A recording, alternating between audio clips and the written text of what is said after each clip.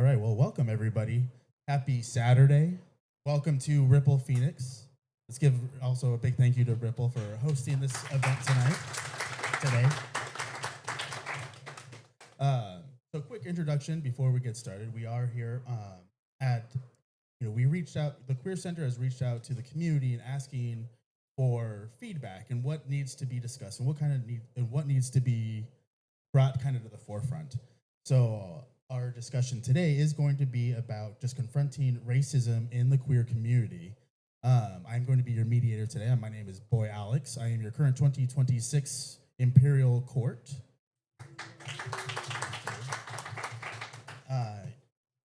My pronouns are he, him, and yeah, I think that's all I have for my quick intro, and then I will just, kind of welcome you guys in. Also, big thank you to Gay PHX for broadcasting us live. You can find it, we're on Facebook, and also recatch us back on their website. So just welcome everyone, and thank you for joining us on this important conversation. The LGBT community is incredibly diverse, yet we know that racism continues to exist within our own spaces. Today is about listening, learning, acknowledging difficult truths, and exploring how we can build community where every person, regardless race, ethnicity, gender identity, and sexual orientation, feels safe, respected, and celebrated.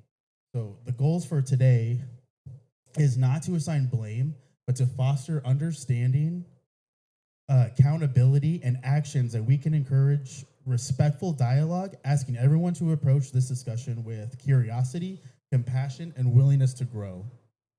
So with that being said, we'll go ahead and have our panelists introduce themselves. We'll go ahead and start right here. Hi, everyone. My name is Michael Mazzocco. My pronouns are he, his.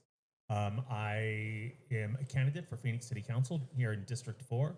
I'm also the past board president for the Equality Chamber.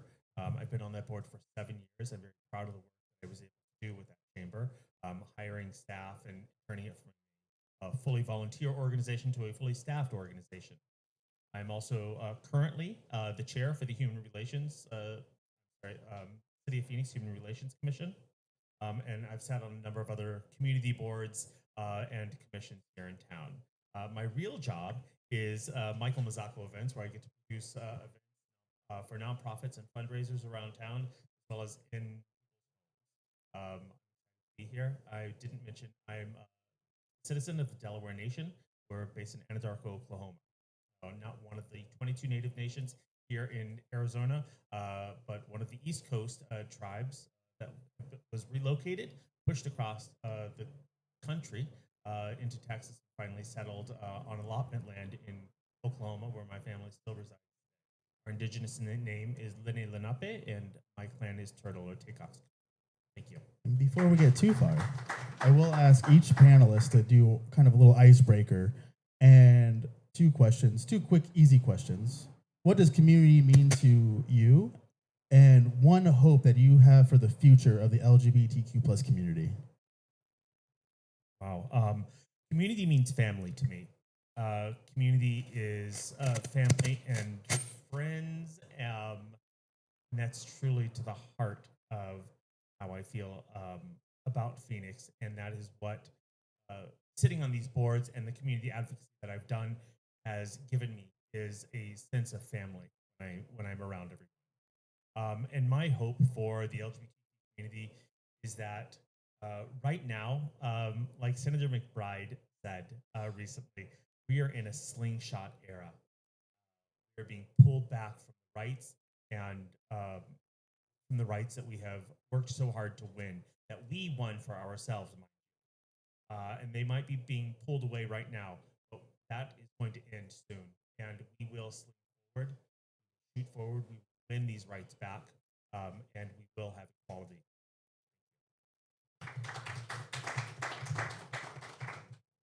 Hello, I am, how to say this? I'm not used to talking on a mic, it's my first time. So a lot of you may know me as an entertainer named Mia Inez Adams. I sit in front of you today as my day-to-day self. My name is Taryn Michelle. I am a mature woman of trans experience. I've been an entertainer going on 45 years, the 90s. I've been an activist working within the trans community for the past 30 years. I do a lot in my community as far as the drag community is concerned with a lot of the youth. I have a contest called the Rising Star Talent Competition. Its first inception was in Oklahoma City. It's been going on still for 27 years. I have another iteration of it in Dallas, Texas. It's 18th year, and right now, Phoenix, we're in our 4th year. We out contestant of mine at one point, so I try to do that. I'm also a very prolific drag parent. I have a lot of drag kids all across the country and out of the country and everywhere. I am a invisible, visible person. A lot of people may know my face, but don't necessarily always know my name. I do a lot within the community, and I don't always seek acknowledgement, but trust and belief. If something involves POC, women of color, sex work industry. I'm always there to work towards giving them some sort of equality and equity. As far as what the community means to me, I try to produce my own Rising Star Talent Competition. It is a competition that goes over 12 weeks. I've, thus far, within the 4 years here, I've had 168 contestants. I've personally worked with. A lot of the shows around the city, as well as title holders, Pride, state pageants, have come through my tutors. So I kind of feel like I have had my hand in the next level of.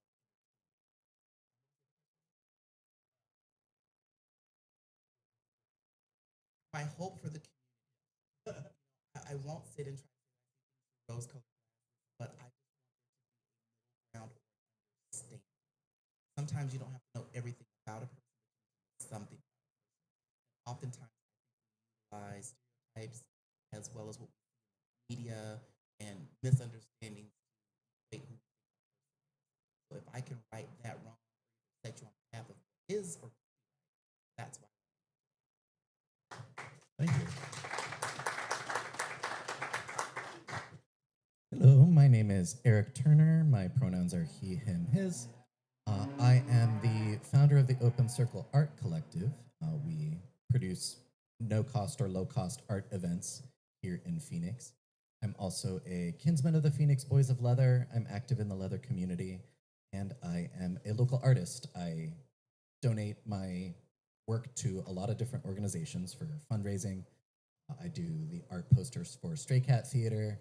I've contributed things for fundraisers for Ripple, a few other different organizations. And I guess I see my role as helping the people in the community see themselves represented. Questions? What community means to me, I think about the verb to commune, which is to try to know or understand something. And so I see community as a continuous mutual exchange of whoever you're around. And ideally, those exchanges should be reciprocal and balanced. So when you're in the places that feels natural, that's where community really thrives. And that's a little bit different for everyone.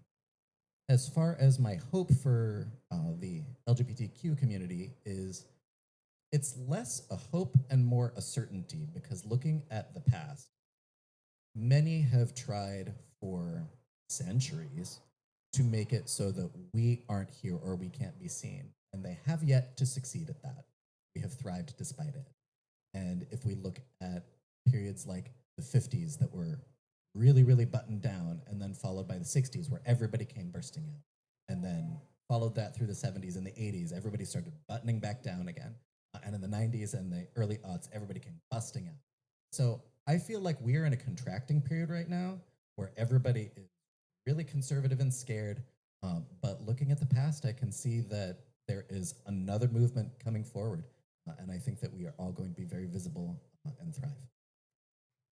Thank you. So now that we got to know everybody, we're going to jump right into the questions. So this part one is recognizing the issue. So the first question, again, these were submitted in through the Queer Center from our community, is what does racism with the LGBTQ plus community look like? What do you guys see? Anybody can. Okay, here we go. I will talk from my point of reference, which is what I have experienced. And I will say it just like this. As a person who's been an entertainer for 45 years, 98% of the clubs I work at across the country are owned by gay white men. whose clientele is primarily gay white men, and I work with other entertainers who are typically gay white men.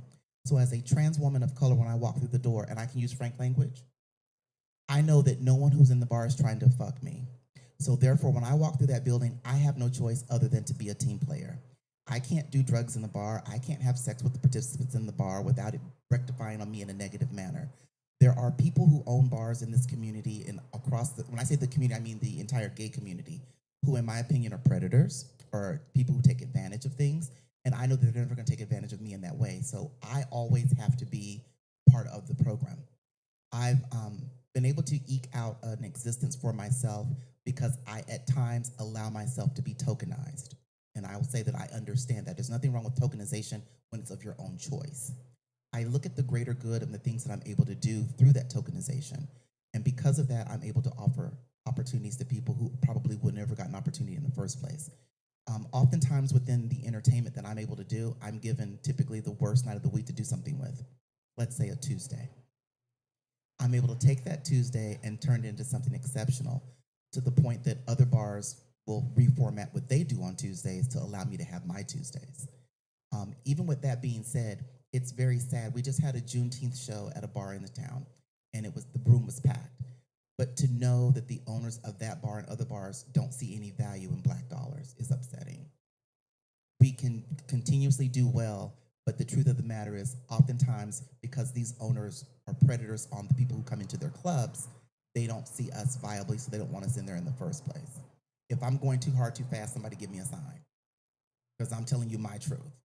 You know, I've experienced being in bars where I've watched managers walk up to the DJ and say, "It's too dark in here, turn the music." And they put on something other than hip hop or country or something to kind of dissuade people. I've stood in bars and watched bartenders walk past people who are standing there with money in their hands. I've had people ask me the cost of drinks in clubs because they were charged one thing because the bartender didn't think they were gonna tip. I've experienced so many things. And not to get long-winded, but I will say this. I think a lot of times it has to do, when we talk about bars, it's what you see visually. You know, and I'll say this and I'll set the mic down. I want you to tell me of one bar in this city that employs a person of color as a bartender or bar manager. Because when you see a black person in a bar in this community, we're security, we're dick dancers, or we're drag queens. We don't touch the money. Ask me why. You can't make me think in the 16 years that I've lived here that not a person of color has ever applied at a bar. I can make a drink. Hell, I've drank enough of them. I know what's in them. But explain to me why you don't see that kind of representation. So if you don't see yourself from the onset as being a person who works there, then why would you feel welcome there?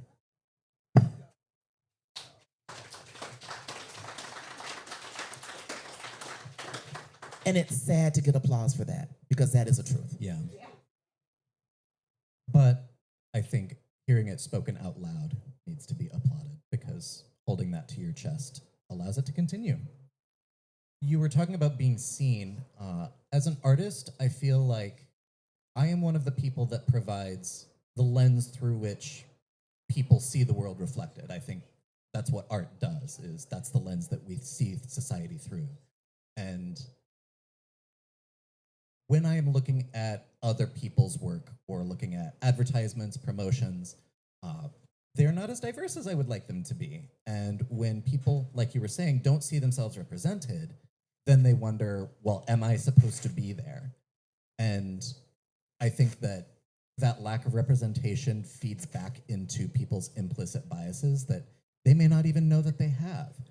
They may have internalized the idea of what attractive looks like at a very early age and not understand that that's what imprinted on them. And so that's just kind of what they carry forward. And if you don't challenge that, it can become really stagnant and really dangerous. And when people start telling others to challenge that, they then can become defensive because they're wondering like, well, this is what I see the world as. This is what I see as true. Why are you telling me that's not the case? And it's because of the lack of curiosity. Like Alex was saying, that people get defensive rather than feeling curious about a new point of view. The question was about what racism looks like. So that's part of it, is if I'm looking at promotions, works of art, and not seeing enough diversity represented, that is kind of a symptom of a bigger issue to me.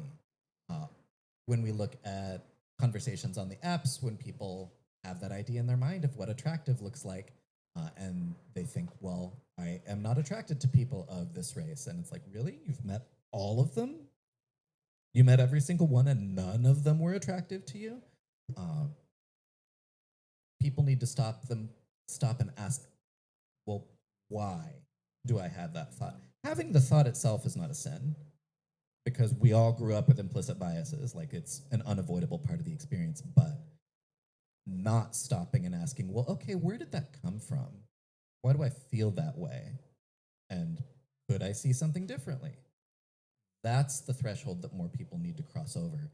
And the sin is not only being unwilling to do that, but feeling offended that anyone is asking you to. I think also there's the word is going to come up, but an intersectionality within the community that also needs to be spoken about. Correct. There is a difference between a bar and clubs because there are so many bars that are this is for this part and this is for this community part and this is segregated. But then there are clubs where maybe not so much in Phoenix, but in larger cities where you see everyone dancing because music is bringing these people together. But then when you dial that in, that music comes from black clubs from Chicago. No matter what, that's where house music comes from, folks. Disco came from those after-hour gay clubs that were also predominantly black, with DJs that were spinning. Frankie Knuckles, God rest his soul, brought us back to the dance floor, but brought people together. And there's a beauty to that. Music can bring us together, and allow these parts of community mix and find that it doesn't matter what color our skin is, how much money we make, or where we have our rental during the summer. That we are there for each other, and there's something. Thank you. I did also forget that we do have 5 minutes per question. So if we want to get into the nitty gritty, quick and possible, let's go for it. Before they say the next question, I do also, I'm not on the panel, but want to share my views. But I also have a show going on 3 years now that was pushed to a single Tuesday. So the next question is, so still in the same, recognizing the issues, is why is it important to acknowledge that discrimination can exist within marginalized communities? I would like to start on that because that one really touched home for me. It exists between communities, between marginalized communities. Whether it is myself as a Native man that's not accepted by other Indigenous people because I'm not the right color for everybody, or whether it's Native people that are looking down upon Black people or Hispanic people not liking Black people or Native people, or we don't see many of us don't see ourselves as just people of color, as one community, and we judge each other by the melatonin of our skin, and it's absolute insanity because we are all experiencing the same things when we walk out that door and walk out into a there is a lack of community when it comes to that. And that experience, either we all have individualized experiences, we are all experiencing a sense of less than and being that really resonates because in a at a powwow I'm looked at either as white or as he might be Native, kind of white passing. White people look at me and think that I'm maybe Latino, but I'm constantly othered. I'm never one of them. never one of us. And that's not a good feeling.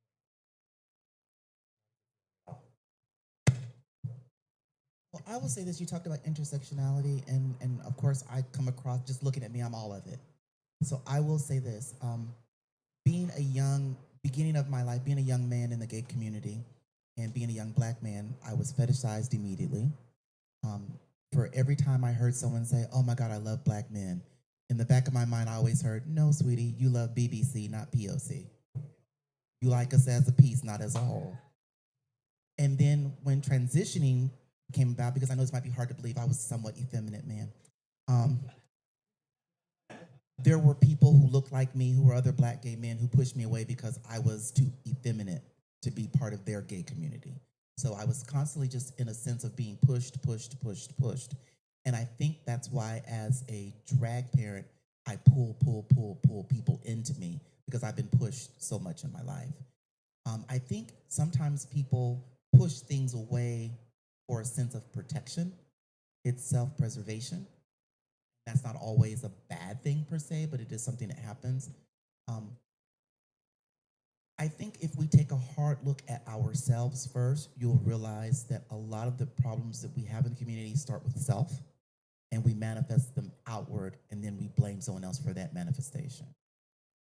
I've had an opportunity to really look at myself and discover the aspects of my personality that I didn't like, and I was able to change it because it's something about myself. So therefore, who can change it other than me? And I think that when you reserve yourself to understand someone else's perspective, it gives you a better introspective of yourself, if that makes sense. The question about why is it important to acknowledge that discrimination exists is because it deprives everybody of the amount of joy that they could be experiencing. And you were talking about natural impulses of self-preservation. Everybody wants to have the space that they feel safe in and the place that they feel like they have something in common with the other people that are there. That is a natural desire. The way that that gets expressed is where it can get twisted because people feel threatened. And when people feel threatened, they are rarely pretty about it. And that is where the discriminatory behavior comes from because they feel like I'm protecting this thing that's mine. And I don't want you to take that away from me. And we have to turn that on its head because I could maybe enjoy having someone else in this place, or they might show me something that I didn't see before. So trying to take the threat out of it is, I think, where the solution to the discrimination that we see has to stem from, and educate people that the threat you're perceiving isn't going to take something away from you. It's an opportunity for you to enhance what you have already. Add this real quick. Also, I find it very interesting when we talk about this subject that people have a tendency to pattern themselves after stereotypes, because I've not known not one young white gay man who doesn't say he has a black woman trapped inside of him, and yet he doesn't know a black woman. So he's emulating something that's a stereotype. So until you know how someone has walked or lived, you shouldn't emulate how you feel they are. And a lot of the gay culture comes from the black community, honestly. The culture in general comes from black queer people. We often set the standard but never get acknowledged for it, unfortunately. So it's easy to be able to personify yourself as being sassy because you think that's what Jalinda would do, because that's the black name I'm choosing to use. But you don't know a Jalinda. You know, there's so many, and this, I might be getting ahead of myself, but it also baffles me sometimes that there are so many gay men who loathe women, don't like women, don't like trans women, don't like lesbians at all. And I think that's something else that keeps us separate. It's not our commonalities bringing us together. It's always the need to, we're different, we're better than, we're the upper echelon, they're beneath us, so we need to enhance the fact that there needs to be space between us. And that's why I often say that the word unity should never be in community, because it doesn't exist. Not for me. I'm sorry, can I Nope, continue please. on this one? Yes. I that is absolutely true, and I feel we as a community have divided ourselves for so long between whatever bars, restaurants that we go to, and then take that further into, oh, that guy just likes Asian people, or this one just likes black people. Well, fuck all that, right? We are all still queer. We are all, and I can't believe that I said that. We are all still LGBTQ. That word I'm still growing into, folks. I'm still growing into Congratulations. it. Thank you. It's Thank a good, you. That it's was- good word. that was We're big. overtaking Yeah, taking yeah. it for I'm us. trying my hardest. But we are all queer, and we are all part of this community. I don't care who you are attracted to today. Tomorrow is a new day. I don't care who you go to bed with, who you are in love with. We are still a community that is constantly othered and pushed aside, and don't always have equal rights. And so we are a family no matter what. And it is through that family that we can become stronger. I'm being a Pollyanna. I can hear it, but I truly do believe that. Thank you. That way, the amount, and I'm not harping on white people by any stretch of the imagination, it just seems to be what it is, but to know groups of white men who literally don't have a lesbian friend in their friend group, don't have a black person other than that one black buff guy that they've all wanted to sleep with in their friend group, to not know a trans person in their friend group. I think that says more about who they choose as friends than what's available. Because as you said, just looking at my black people, we know people from every walks of life. It's just the way that we've always been. Sometimes people in other groups, they tend to stick within their own ethnic groups, their own socioeconomic levels, or their own sense of who they feel is, can we say fuckable? That's who they want to be around. I have a lot of friends that I don't think are attractive. Why are you looking at him when you say that? No. We have a connection through the dancing from 1 in 10. So, oh, I won the dance portion. But I think if you really start to look, if you're like the only one in your friend group of something, then that's probably not a friend group you need to be a part of, or you need to learn how to diversify it for yourself. I know for a fact that for some people, I'm their everything. I'm their black person. I'm their trans person. I'm their drag queen person. And it's just the one of me being across intersectionally of all those things for them. So they don't need to have another one because they have me. And that's sad. Thank you. It was great. So, with this conversation, we all know it is gonna, we're gonna be touching on some things that are uncomfortable here. And I love, the panel that is up here right now really do understand, and, they're not sugarcoating anything. And I love that. And it's, it's all relatable, as a 6th generation Mexican American. I also have never belonged. I'm not Mexican enough to be Mexican. I'm not white enough to be white. It is. So within my own Hispanic community, we don't get accepted and don't get a place to belong. And the queer community has been that for me, but also this is all still going on. But with the kind of negative, kind of aggression, that we all have it, we all see it. Let's kind of switch gears, and just from personal experience, can you tell me a time when you felt fully welcomed in a queer space?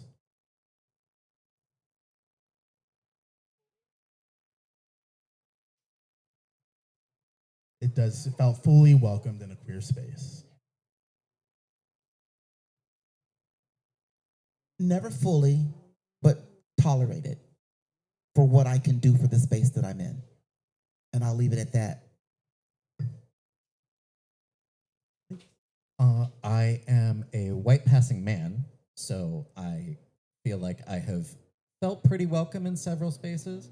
I recognize that that's because I am able to just kind of blend.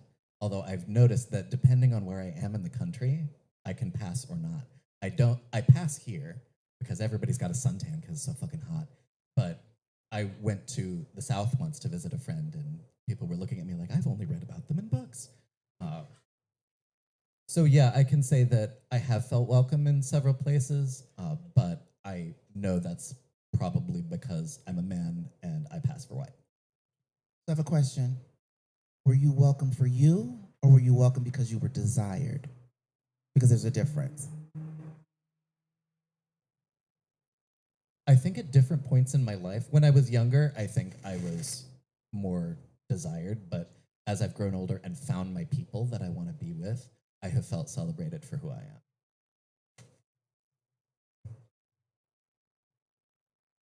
I I feel like I'm too much of a Pollyanna. I have been in spaces where I feel welcome because I'm surrounded by my and I'm surrounded by people I consider family. Now that is not in every space. I walk into many bars, especially gay bars, and I'm very uncomfortable. And I don't know whether it is the color of my skin, the clothing that I'm wearing, how I've walked, um, how I've walked in, the judgment that the gay community just put on everyone. Um, there are more often than not, I do. But the question was, have I ever been fully accepted? And I have felt fully accepted, surrounded. And I will say this, I think sometimes that acceptance depends on your adjacency to whiteness.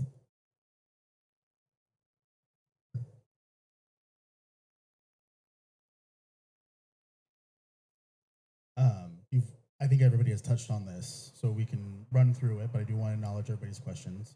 Mrs., can you share an experience where race has affected your sense of belonging? That's. You don't know anything about that, do you?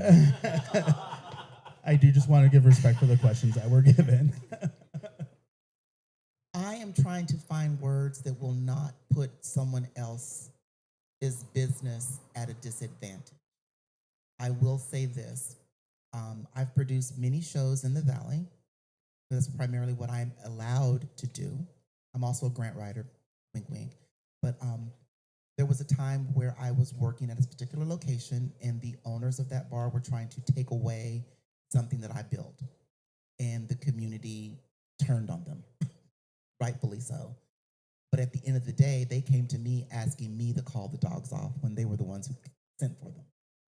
So what does one do in that situation? I think oftentimes as a person of color, I spoke with the bar owner years ago, and I told them I think that I had them figured out. And they said, why? I said, oh, you don't want to know my response. I said, no, tell me. I said, oh, you don't want to know. I said, no, you can talk to me. I said, okay. Oftentimes, do you feel like you're the smartest person in the room? And he looked around kind of cocky. He goes, well, yeah. And I said, but you know you're not when you're in the room with me. And that made me a target. I think sometimes people look at me as a trans person and they think I can be one of two things. I can be a drag queen or a prostitute, and that's it. I sit before you with 4 degrees. I'm a former grant writer. I've done multiple things. I'm very well traveled. I speak bits and pieces of 7 languages, but that never comes into conversation because I only can be 2 things in the gay community. And we all see me on stage, so we know I get to be a drag queen. I'm not going to talk about off stage. But I think oftentimes people equate where your status can go with what they see. And that's an unfortunate miss for them. I, as a person of color, when I come to a bar owner with an idea, it's from my 45 years of experience of what I know will work. And oftentimes they disagree with anything I say. Or they say, if I say I want to do A, B, and C, they're like, okay, let's try A, B, and C plus D, E, and F. And then when it doesn't work, they want to blame A, B, and C. I think sometimes as a person of color, I can't be a leader. I can't be the person that people have to answer to because they're only allowing me to be subservient based on what they see. Anybody else who looks like me that works in that facility, it's kind of the same thing. But yet there are other people in this industry that may not look like me, and they're a boss, they're this, they're that, whereas I'm not. But we're doing the exact same thing. And the only reason or the only difference that I'm aware of is my race. That's it. For me, being Latino has not really come up in my queer experience, other than when there are guys that want to fetishize me, which is probably not attractive, but I'm sometimes okay with.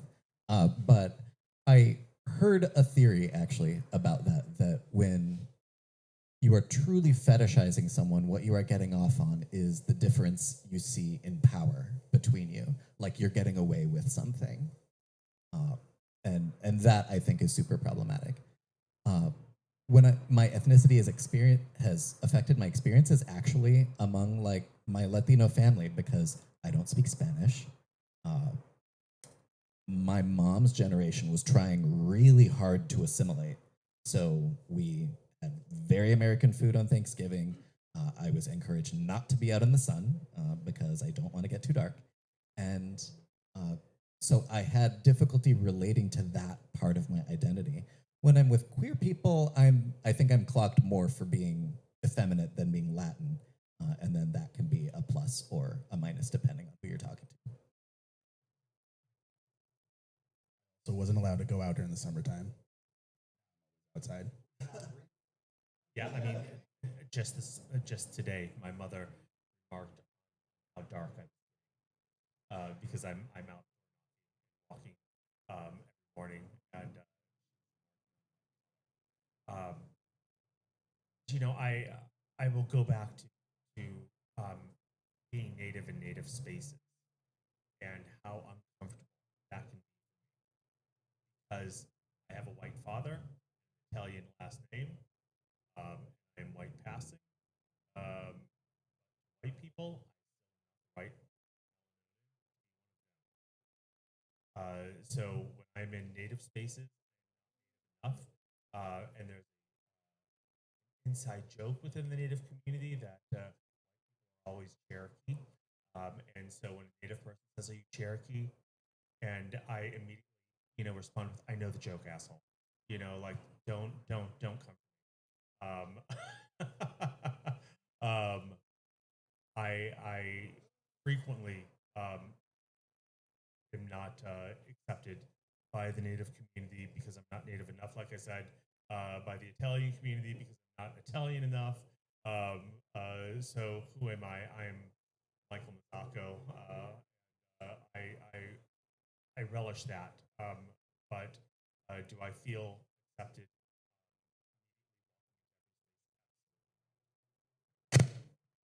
Can I touch on the parent thing?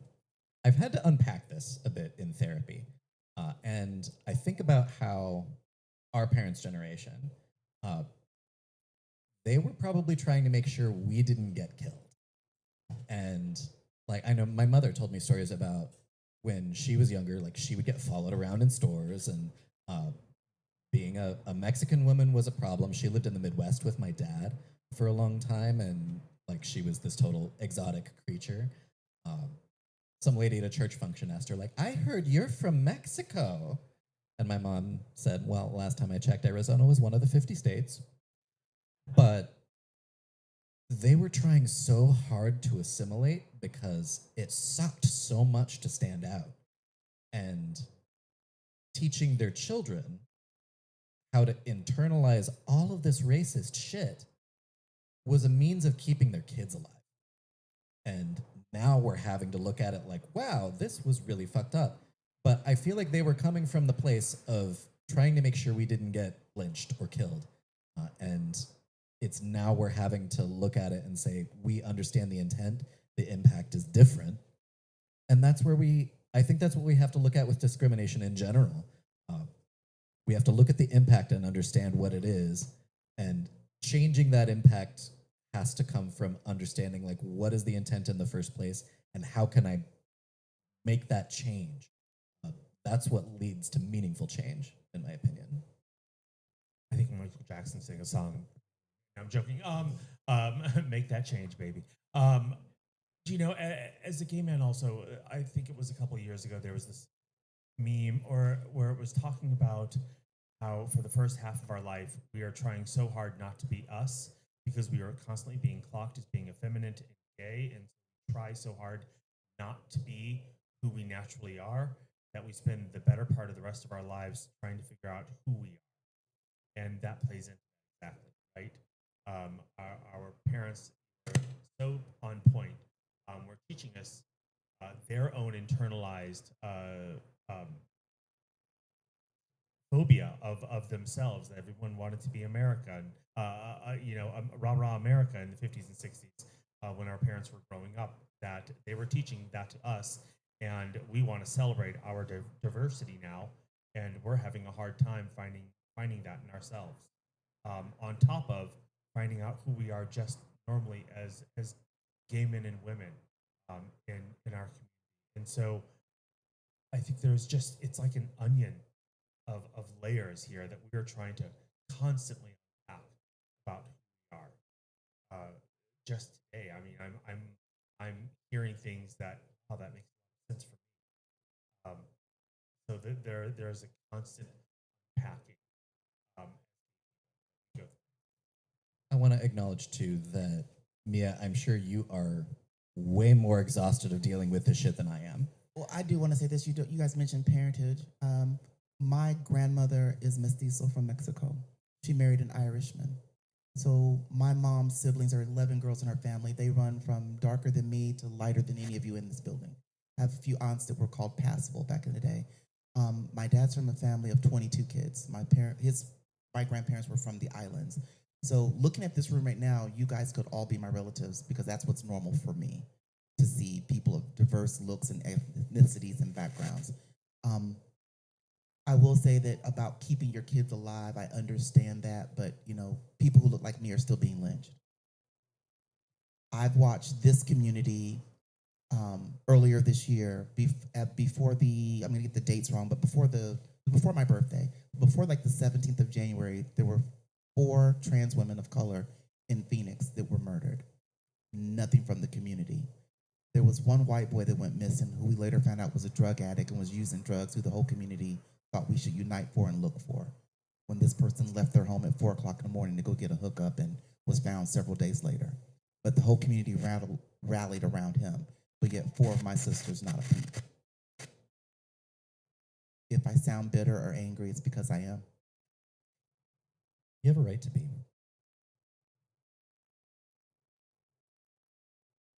Thank you for sharing your personal experiences. I'll appreciate the vulnerability that everybody is expressing. We can move on to the next topic, and it's building a better community.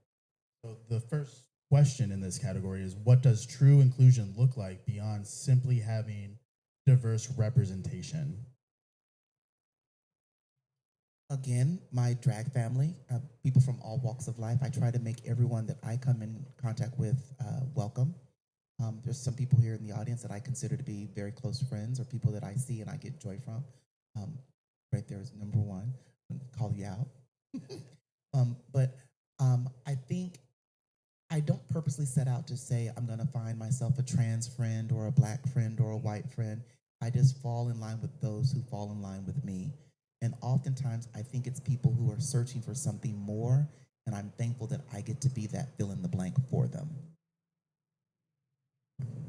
say for me, it's walking. It's walking across the room to say hello. That does not look like you. Going out of your way to make a new friend, make someone feel comfortable. I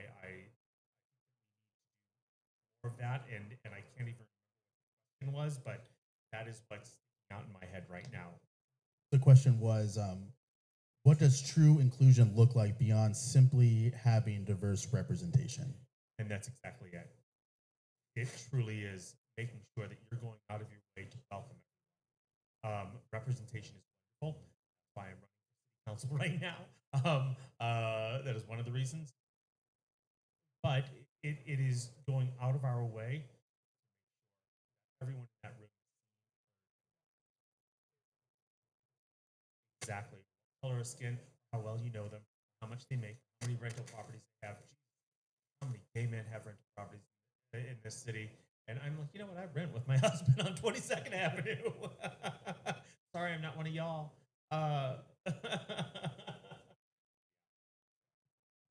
I'm going to stick out just a little bit. I feel like inclusion as acceptance of no matter who you are is fabulous. But I feel like we are not in that place just yet, where it just doesn't matter. I feel like the place we're at now, inclusion has to look like an explicit invitation, telling whatever group of people, I specifically want you here. It's not that I don't care that you're this and you're here. I want you here. We've all been like actively invited to a party, and then we've all gone to one where someone's like, "Oh yeah, you can come." Which one feels better? So I feel like our different groups, and I'm gonna start with wealthy gay white men, need to be more mindful about specifically inviting the other parts of the community to spend time with them.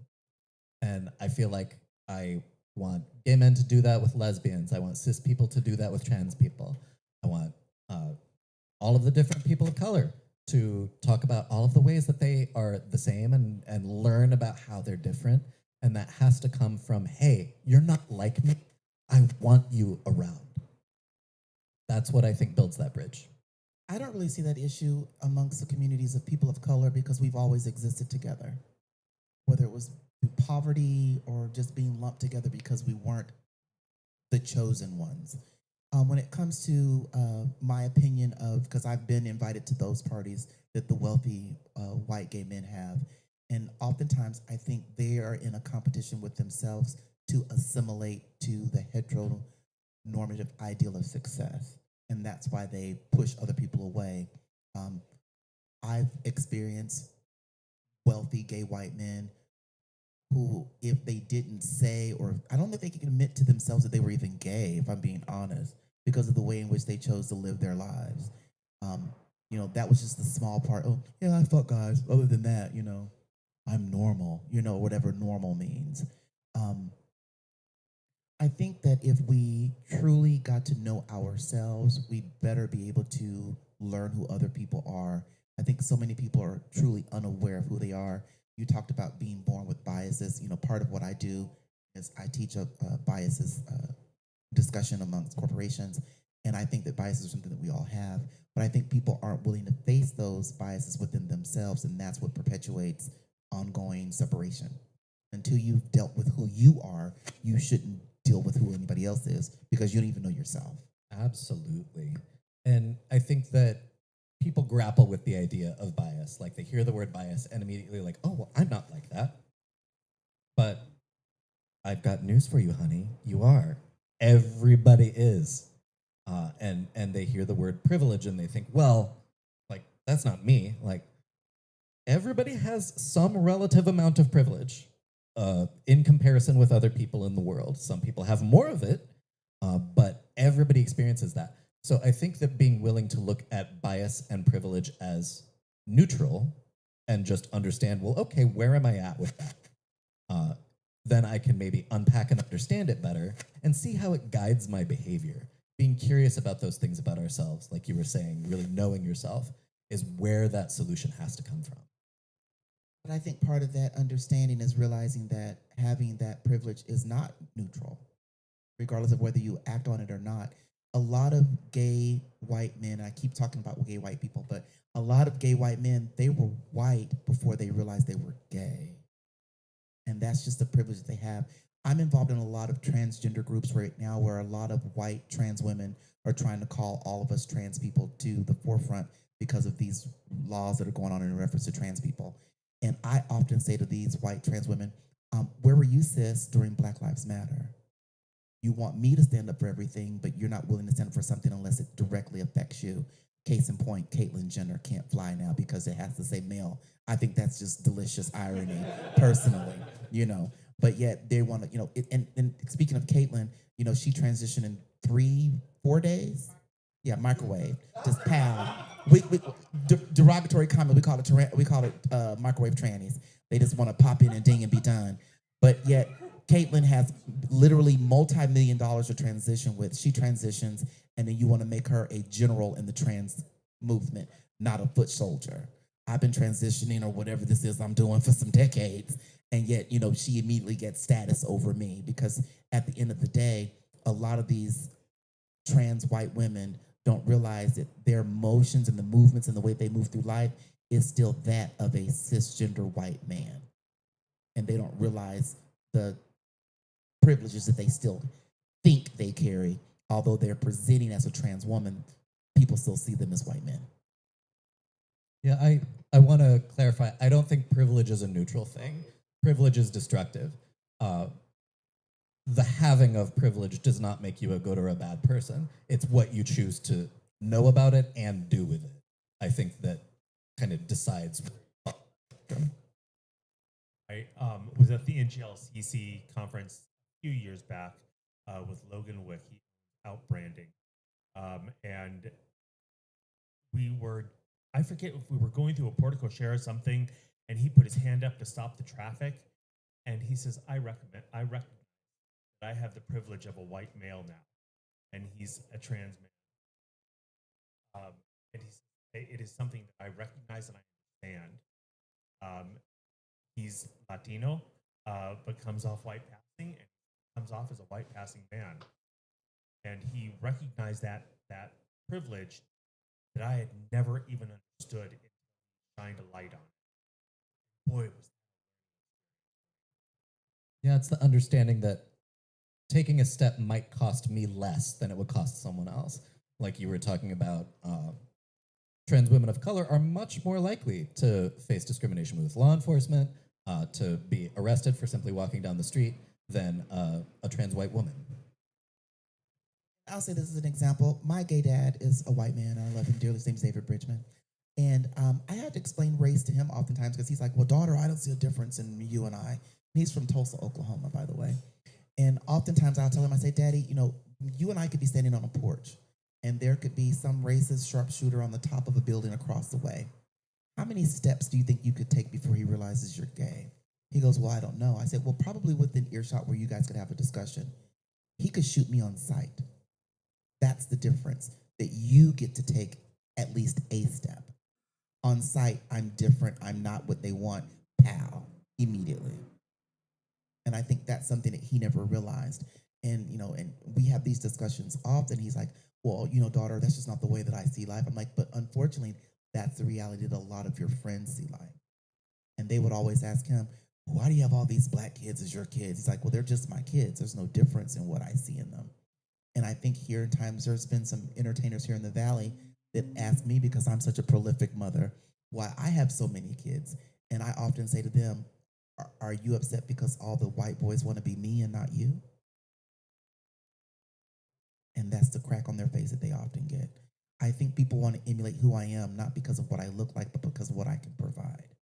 And I think sometimes we have to, or I have to, overprove what I can do just to be on the same playing field as other people. And I'm aware of that. And the fact that I'm aware of it doesn't make it right, but it is just part of my existence within not only this Arizona community, but the community at large. No matter how many accolades I receive, I'm still just that black trans girl who does drag. Nothing more, nothing less. Thank you. We're going to move on to the next question within building a better community, because we are going to be opening it up for questions after this, and we still have one more section we want to get through. So the next question is, how can organizations create leadership opportunities for LGBTQ plus people of color? by making sure that your board is diverse. That is something that I really paid attention to when I came on the board for the Equality Chamber. It was seen before I got on board as a white man's group, and I went out of my way to make sure that we were inviting people, trans, Latino, Native, white, Black, to sit on the board and represent the LGBTQ business community.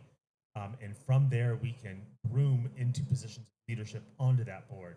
That is so important that we are looking at more than just our friends to join the organization.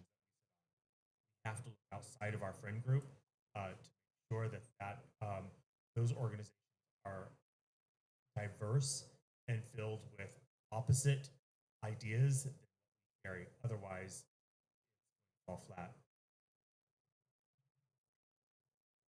Not to totally disagree with you, but I think oftentimes when I look at boards and I see the diversity, it reminds me of just tokenism. I will speak directly about Phoenix Pride. They have one of everything. They've got and someone who's older. They've got a person of color. They've got someone who's transgender. They have someone who's white appearing late in life, becoming part of the community. And I think that because of that, I think it looks as if they built a quota versus filling people who were qualified for the positions. I will also say it's in being seen because representation matters. I would say that I'm a popular entertainer in the community, and yet I don't take advantage of going to, say, and I'm going to get these names wrong, but the Red Ribbon Lunch or all these different luncheons and things they have. I often get asked, and I think it's because they want to fill a quota, not because they want me. This past year, for the first time, I participated in Dancing for 1 in 10. I had been, when I wanted to participate, when I was working at Cruising 7th, they didn't ask us to be a part of anything. We couldn't get Cruising 7th to get a float in for Pride. They just kept overlooking, and I'm going to say it like this, the tranny bar, because they didn't want that representation. And so this past year, as you well know, I participated in Dancing for 1 in 10, not for myself, but for those people who are often overlooked in our community. I was dancer number 6. We took the break. I went out into the lobby. The amount of people who look like me or were the same age as me and were just blessed or happy to tell me how they appreciated seeing someone who represented them in some way, shape, or form was what they appreciated. So although I understand having a diversity on boards, I think that diversity needs to represent people who also have the ability to do the job, not just fill a role. Because not every person of color has the same intention or educational background that I may have, but yet they're on a board because we need to look as if we are diverse, when in fact we're not. You're absolutely right, and that is part of finding those roles. It's not, we're not looking at people's the color of their skin or their gender roles. We are looking at what they're bringing to the table, and hopefully they are diverse and different than you, right? It is a fine line between finding a diverse board and finding a token. And you're absolutely right. And we have to pay attention to that when we are diversifying anything. We can't just be up there picking someone because of the color of the skin. We have to pick people because of their ability to lead and the depth and education that they're bringing to the position. I am somewhere in between you two. I think that the diversity of perspective is what is ultimately the goal. We want to look for people who are not only qualified for the roles, but want to occupy them, because not everybody that's qualified wants to be that visible. There are some people that are safer or feel more comfortable. You know what? I will give advice, but I don't want to be the person sitting up there at a table. Like, no. So you want the people that are qualified and want to be there. But whatever the group is, the leadership has to be willing to look at, well, okay, who is it that we are talking to? And look at the smaller groups within them. And then ask those groups specifically, what is this experience like for you? And how can we make it better? What can we do to build on it and improve it? And actually take that feedback and implement it so that those people feel heard.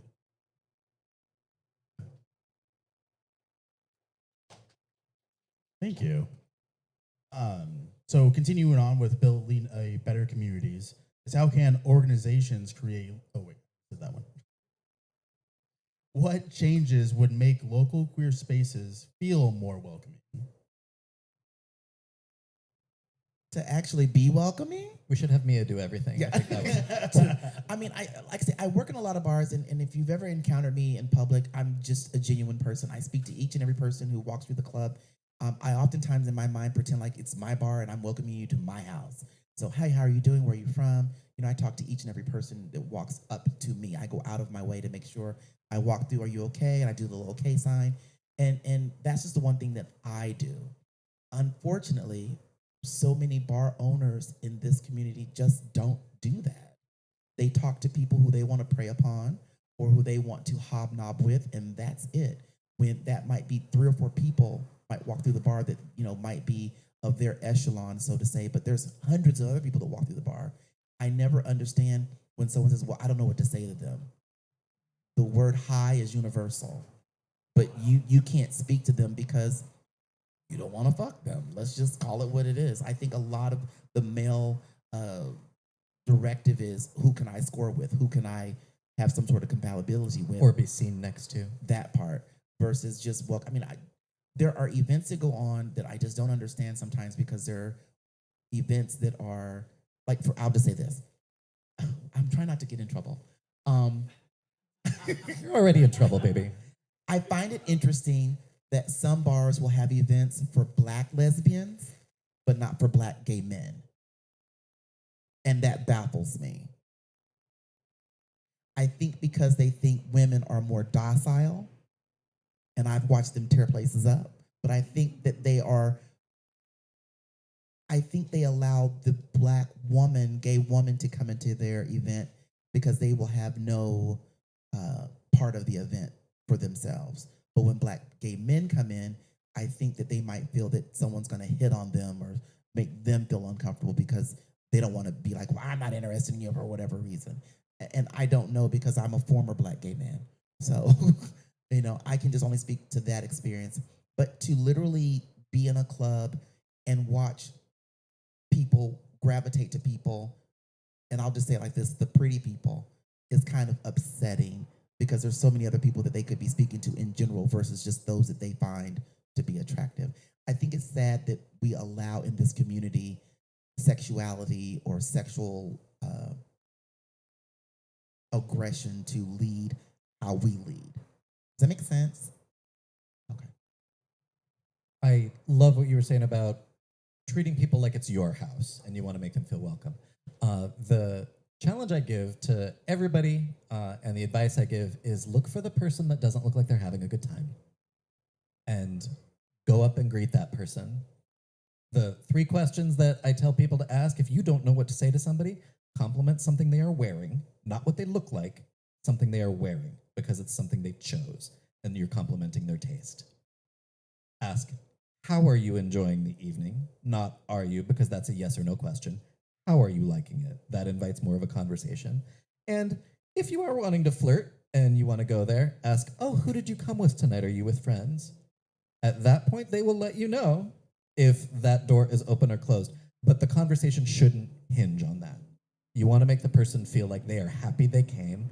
And I think if everybody did that, everything would look way different.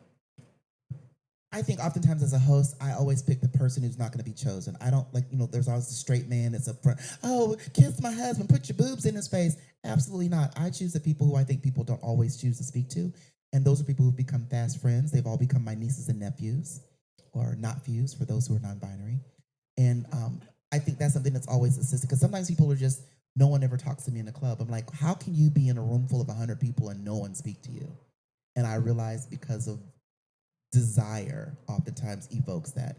I've made some amazing friends and family members with people who people say no one ever speaks with. You know what I'm saying?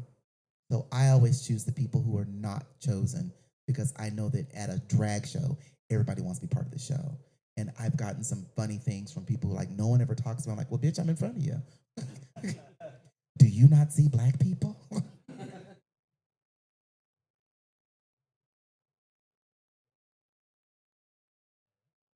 So, moving on to now, moving into action category. And the first question is, what can individuals do when they witness racism? Well, I have said this many times with many people. I'm like, especially a lot of my white friends, like, how many times do you hear people say racist things at a bar? And they say, oh, all the time. Like, it's just a regular thing. I'm like, and do you correct them? Do you call them out on it? And very few people do because they don't want to be confrontational.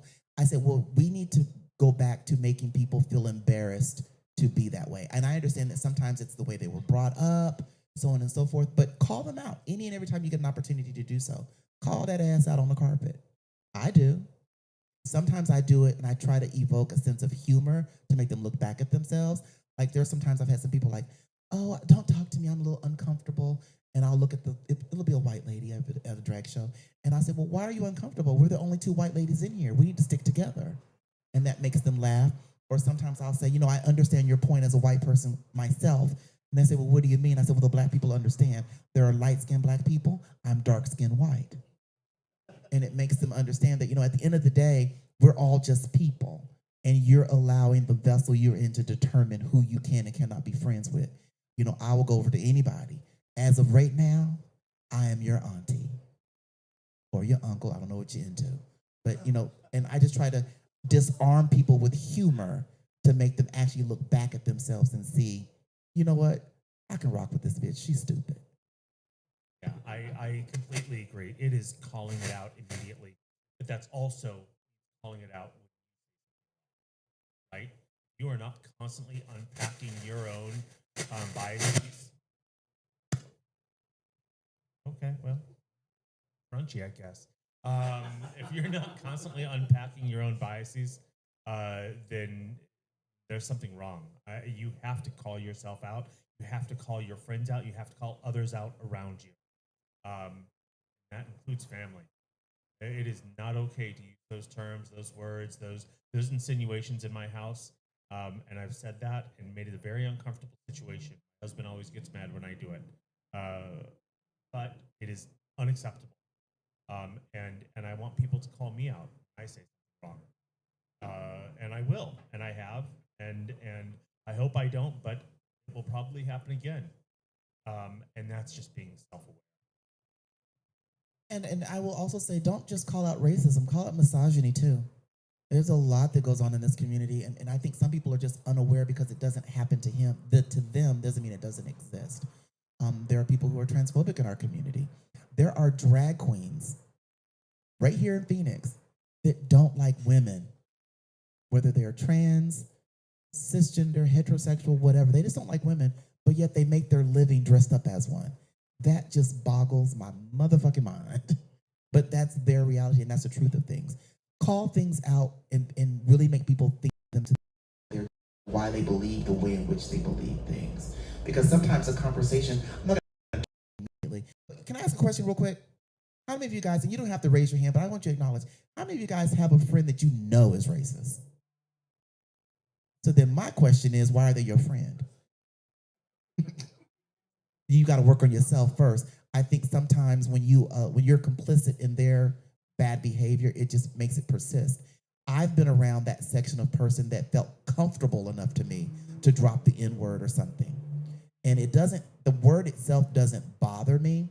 It's when you try to equivocate it to me that's the issue. You can say any words you want, they're words. But when you can't call me stupid, dumb, you can't call me any of those negative comments. So I'm not gonna let you call me that either. But you can use any terminology you like when you're around me. But sometimes they get comfortable enough to let it slip. And I always find that rewarding. Because it's a lot of people that you see on boards, a lot of people that you see at these fundraisers, a lot of those people who in their hearts are bigots. And they're part of our community. Our community is but a microcosm of the larger community. So to think that we don't have racists in our community is a fallacy. To think that we don't have people who are misogynistic, another fallacy. To think that we don't have people who want to separate themselves because of their social economic level, another fallacy.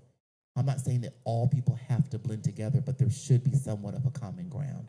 I think we often look at the ground and not who's standing on it, and that's the issue. I can speak for myself. Like the challenge that I have to give myself is I am somebody who often prioritizes peace. I am painfully polite. I want to do everything I can to just keep everything smooth. And I have to challenge my unwillingness to disrupt something if someone behaves in a way that's disruptive. So the way that I've looked at doing that is asking myself, what does it cost me in this moment to say something? And staying quiet might cost me peace of mind too. I might be kicking myself later like, no, I heard that and I know it wasn't okay. So also recognizing it is probably safer for me to say something in that kind of a situation than it could be for you. And knowing that and saying, well, I'm in this position, so I have the responsibility to use it. I do often find it's useful to ask, like, oh, what do you mean? What did you mean by that? Putting them in the position of having to acknowledge what they just said can create that embarrassment, like you were talking about. I agree. We need racist people to be embarrassed about it again. And also just sometimes letting people know, like, oh, we're not doing that anymore. No. And leaving it at that lets them know, I heard you. I know what you said. I know what you said wasn't appropriate. You know what you said wasn't appropriate. And we have put that out there now instead of just glossing it over. I want to quickly say, I'm going to use a quick story, and I'm going to use actual names. I have a friend named Donnell, and his husband's name is Joey. Donnell is black, Joey is white. One of the very few times that recently that I was at Charlie's, I'm going to call out these names. We were there. I was helping my daughter who was running for a pageant. They come in, we do hugs and kisses. Donnell is like, greeting me. His husband, Joey, goes to the bar, grabs a drink, comes back. Oh, that's good. Sips out of his husband's drink. He in turn walks over to the bar to order the same drink. He's charged a different price than his husband. So we immediately walk over to the bar and we talk to this white bartender at Charlie's. Well, why was he charged this for his drink and I was charged this for my drink? This white bartender looked at my black friend while I'm standing there with him and goes, he was here earlier for happy hour and had a 2-for-1, not knowing that they were a married couple and walked in together. We talked to the manager, Michael Wiederman at the time, who's like, well, why are you trying to make trouble? We'll just give him back the difference in money. I said, it's not about giving back the difference in money. It's acknowledging that your bartender is a fucking criminal and stole money. That's the difference. So even when I speak up, it's often shushed under the counter. So I look for my white counterparts to speak up because I know that they'll be believed. I'm just being a troublemaker when I speak up. The amount of times that I've had people walk up to me and say, how much is a rum and Coke here? Oh, baby, I don't know. Why?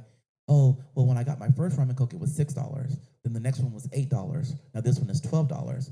And when we ask, well, what's the difference in the price? The bartender says, oh, well, the show started and we change our prices when the show starts. And then when you bring that up to the owner or the bar manager, they say, well, we can just give you another drink versus looking at the issue that they have an employee that's a thief. It's being believed sometimes. I will call it out each and every time, but I need people who don't look like me to do so to give it traction. Thank you. So we have one more question within this topic, and then we're going to open it up to questions. And again, so this category is moving into action. And if you could change one thing tomorrow, what would it be? One thing in reference to what? About racism and inclusivity. I think racism is a bigger beast to deal with. I think inclusivity is easier to handle or manage. So when it comes to inclusivity, I wish we'd stop saying things like, well, that's the girls' bar, that's the boys' bar. I think there are things that we understand to be true. For instance, I know that there are things that go on at Anvil that they may not feel comfortable doing in front of me. So out of respect for them, I don't choose to go there. But I think I should have every right to go there and feel welcome. I shouldn't be shunned. But I do understand that there are spaces where things occur that they may be a little embarrassed about seeing a young lady, and I did use the word young lady such as myself, witnessing.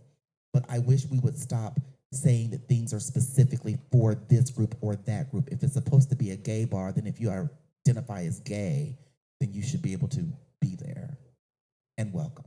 So I think we should really work on inclusivity. And I think the more that we are inclusive, the less racism we'll deal with, whether it's covert or otherwise. I like the idea of thinking of the different spaces as like, this is this person's house. That's where these people are. That doesn't mean that everybody else isn't invited.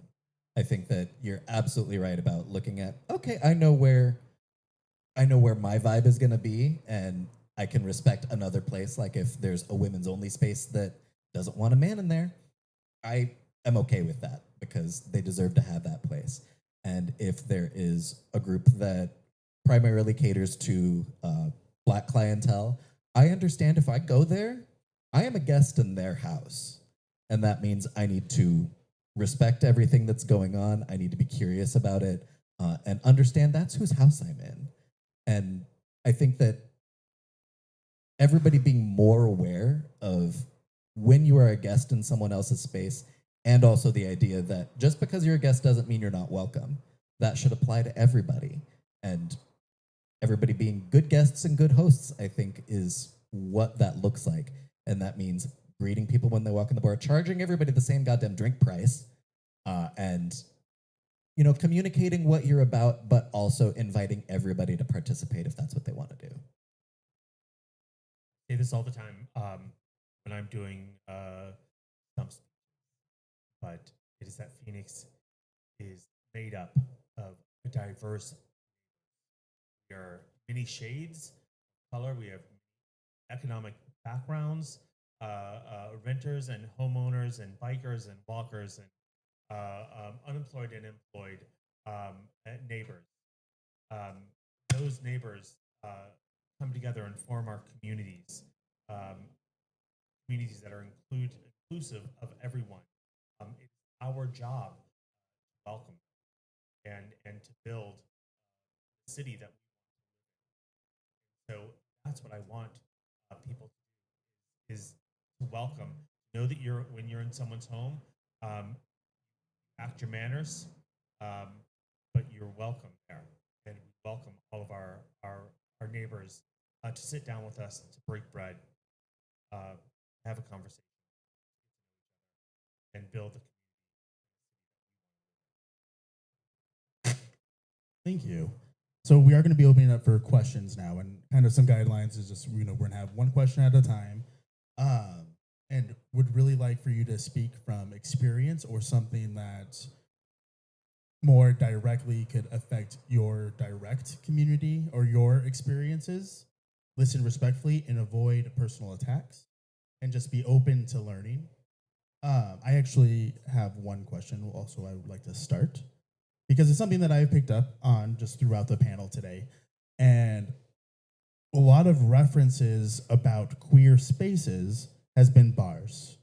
It's really kind of the only topic we've talked about, but there's a lot more queer spaces other than bars. So as community leaders, myself included, I'm a big member of our queer sports leagues. How do you feel that you can help include other queer spaces and keep these conversations open, safe, racism-free, other than bar situations? They're not. I moved here from Dallas, Texas, where I was a member of DIVA, Dallas Invitational Volleyball Association. I tried to play volleyball over here at Indian Still Park. They wanted to relegate me to the trans team. I'm 6 foot, I'm black, I can jump. I can beat most of them, but all they saw was a trans person. So now I'm no longer involved in kickball, softball, or the volleyball, because all they kept seeing was, I need to play on this team because that's all I'm good for. So they're not. They're full of misogyny, they're full of racism and everything else. Classism, they are. I'm very active, I try to do all these things, but I was thwarted from doing those things simply because of how I showed up. So at this point, and I'm also older, I don't know if you guys picked up on that, but at this point, I just do stuff like when I go to a club, that's it. I'm there to work and I go home. I don't go to a bar for enjoyment. Number one, because I typically can't enjoy myself, because when I walk out, 800 people, are you on the show tonight? Are you doing something? And I usually go, nope, not on the show tonight. So it's when you talk about queer spaces, the queer spaces are just little bit of capsules of what goes on in the queer community. You know what I'm saying? Before they were able to see what kind of person I was. I even tried the queer bowling, and they tried to relegate me to a trans team again. Like, I just can't be a good bowler. My parents were military. I've been bowling since I was 5 years old. I can do a lot of things, but I think sometimes people see trans people and think, well, they can't be good at anything other than drag and prostitution. And I'm a good drag queen. I'm a horrible prostitute because I want to give it away. That's not a good business model. I'm dead. I have nothing to say to that. But I mean, like I said, in all honesty, when I hear these are queer spaces for all queer people, I hear in my mind, or I see in my mind, these are white spaces for other white queer people to do other white queer things. Like right now I have a group of family, it's called the AZ First Family. We get together, we do pumpkin carving, I cook once a month for all my kids. I'm doing a fish fry on July 18th. But we got together and we went to go float the river, and we saw other queer people, which sometimes I dodge all in public, but we saw other queer people, and there was a lot of people of color who were floating the river. They're like, so what's the event? It's Friday, we wanted to float the river. You think black people can only come together because it has to be a monumentous occasion for us to float the river? You're out here floating the river. What was the event for you? Laughable, right? But true. So when you talk about queer spaces, I think any space that queer people are in are queer spaces. I just don't think that they're always designated for everybody. They're designated, there's a hierarchy to the system at the end of the day. And I think we're all shuffling to be in that.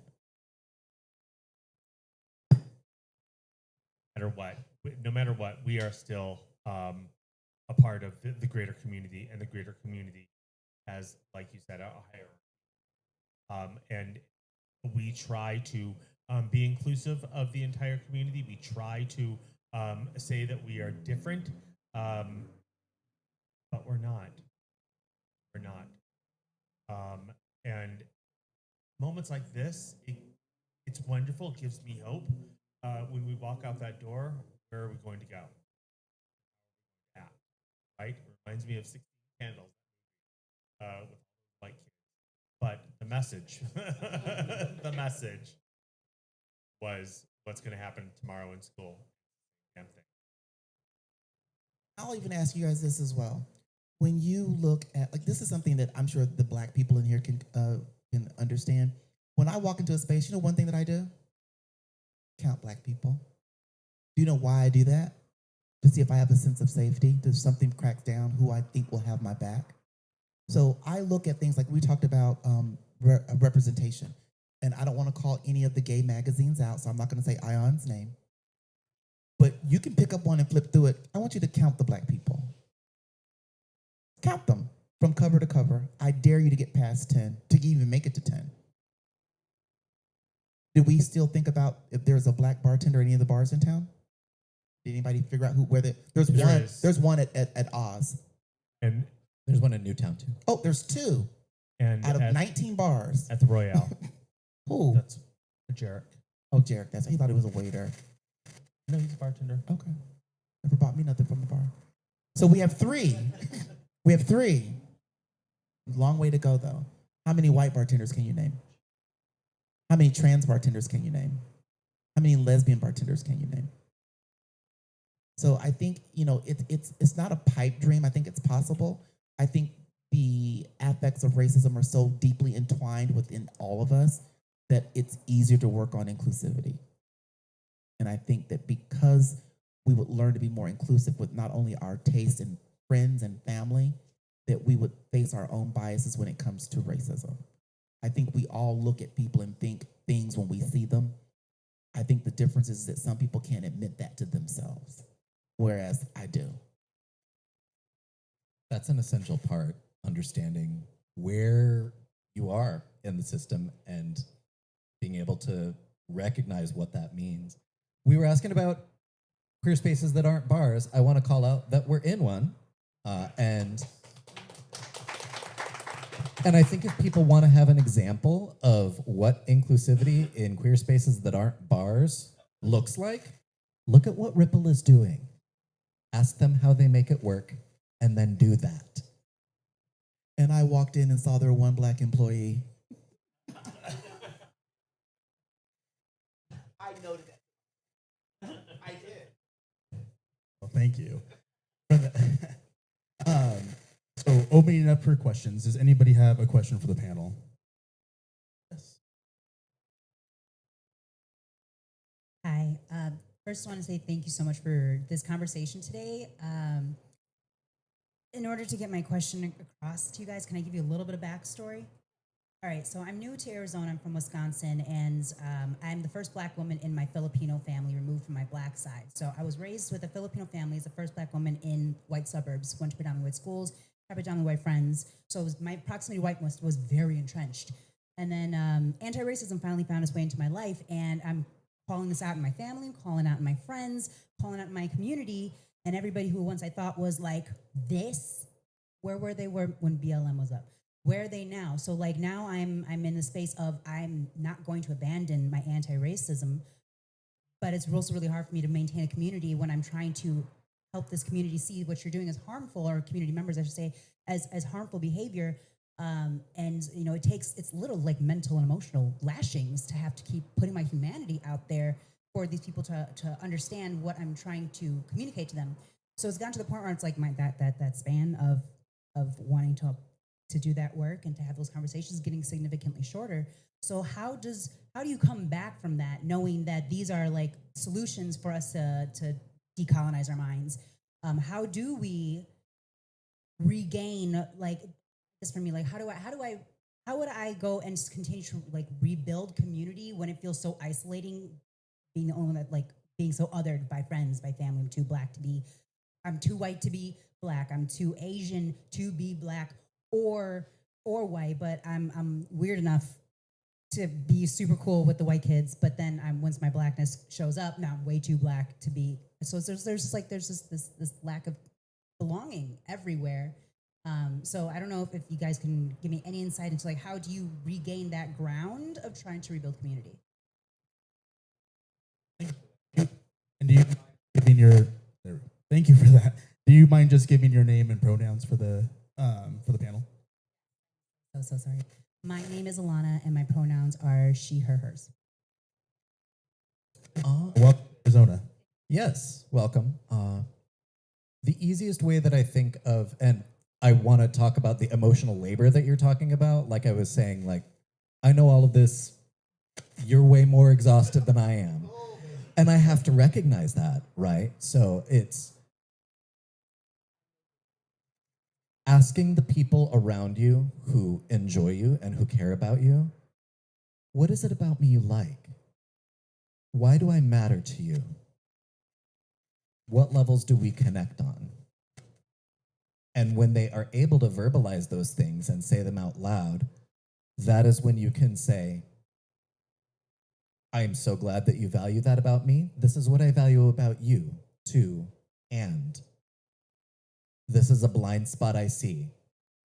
And if you care about me as a person, I want to make the ask that you look in that blind spot so that I'm not the only Black Asian person that you're friends with, or, oh, well, you're different. You know, it doesn't matter that it's you. You're just you. And then ask them to extend that same curiosity and point of view to everybody else that looks like you. We have to change one person at a time, and the easiest way to do that is to make it matter to them.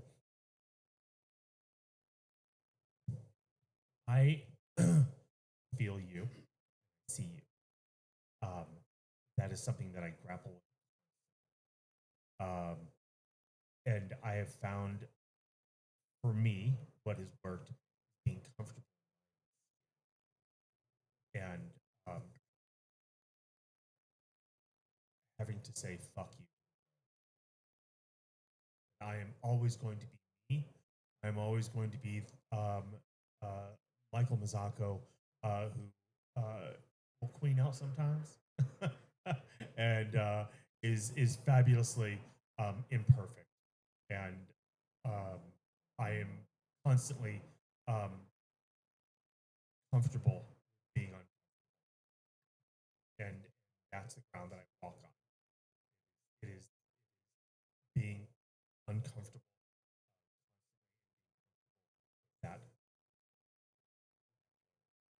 That make sense? Thank you. I just want to say that I win. Upon seeing you, I play a game that we call What Kind of Black Is It? And looking at you, I thought this person is either Black and Korean or Black and Filipino. Immediately. If you know, you know. Also coming from a mixed race background, I'm Afro-Latina myself. My mother's family's from Panama, Caracas, born in Venezuela, all that kind of stuff, but not identifying immediately as being part Hispanic. So I understand. It's not my immediate family. Sometimes it's my secondary family that has biases, whether it be racism or other, and it's correcting those people too, each and every time you can. Sometimes when you are of mixed race and you're not raised with what people may think is your predominant race, maybe not having an attachment to the Black community, they may seem as if they are strangers to you, but understand that we are always welcoming of any and everybody. I think that they even put it on the rule books back in the day, the one drop rule. That's all it took for you to be Black in this world. And this is coming from a person who, when I was born, we were colored. Then we became Afro Americans, then Black, and I think now we're African Americans. We've been so many things, but we've not been given reparations. But I think that embracing those parts of your life that you're just not familiar with. If you're not familiar with your Black side, then meet Black people. We can show you the Black side. That's it. And I reach that hand out to you to teach you about things. You know, I've got my family didn't discriminate. We had sex with everybody. You know, so if you walked into a Sizzler, that could be my family reunion because we run all the gamuts. You know, we didn't do all that. We had all the good stuff. But what you don't know, I'm old. That's my reference. Do they still have Sizzlers? I was gonna say I think there's like 3 in the world. Okay. Ponderosa. But, you know, understand gone, that too. there's no harm in asking who you are if you're unaware of who you are. You know, I can say this with my upbringing. My dad was a pilot in the military, so we were the only ones. You know, in his squadron, it was him. There were no Hispanics, there were no Asians. It was my dad and a bunch of white people. So going to school primarily with a lot of Caucasian kids growing up, you know, I had to fight because they called me the Black, or they called me the N-word. And then for the summers, we got shipped off down south in Florida to stay with my dad's side of the family. And we got called, you know, you think you're a white boy because you speak this way. And I would always try to tell them, well, how dare you say that to me because I speak with education. You equate education with whiteness? I'm just educated. And then get popped in my mouth and have to pop back. So I do understand that struggle of not knowing who you are. And I say, go on a journey of self-discovery. And when you discover who you intrinsically really are, a lot of other things and a lot of other people won't matter.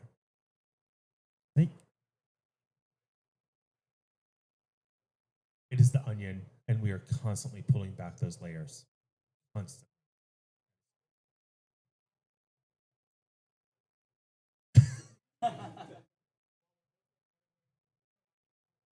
And Milwaukee, this is so crazy. Milwaukee is one of the small places where there is so diversely mixed with people, but it's one of the most racist cities to grow up in as a Black person. But everybody is mixed with something in Black. Make it make sense.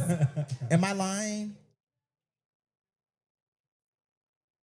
But everybody there is mixed. Portuguese and so many other things. Like I work at La Cage from time to time, so I'm out that direction, or a 5-night club down the street. But every time I go to Milwaukee, I'm like, how can it be so full of people who are so, you know, prejudiced, but yet everybody is mixed? Make it make sense. Thank you. Is there any other questions from the audience? We do have a few on our feed. No, we don't. I'm sorry. Never mind.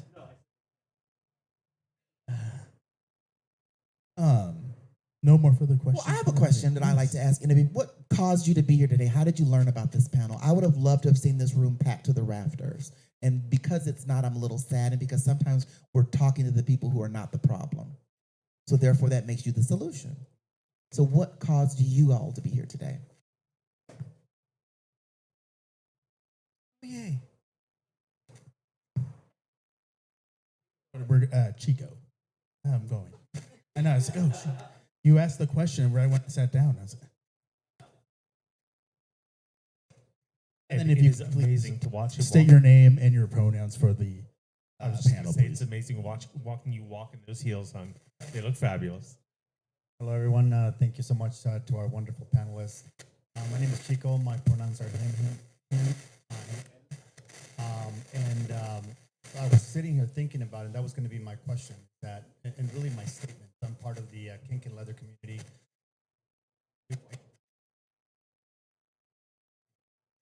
West, which focus primarily on kink and leather folklore. And so a lot of the efforts that we've done specifically here in Arizona have been spaces for people of color. My, as I was thinking about looking around the being here, that was the thing that stuck out to me, is that, the people that are here are those of us that are most directly impacted. Those conversations stay with you. think about what do we need to do, and I hate that the responsibility. I hate that, but I hate that we are the ones responsible for creating the space for people to come. It's frustrating. Sit here and listen to this wonderful conversation. People that need to be here. So, from my perspective, what do we need to do as community leaders to create a space where people, or have these conversations outside of here, having these discussions about racism? Not too long ago, space I do the same thing. Anywhere I walk in, how many of us are there? I want to know how safe am I? And I walked into a space.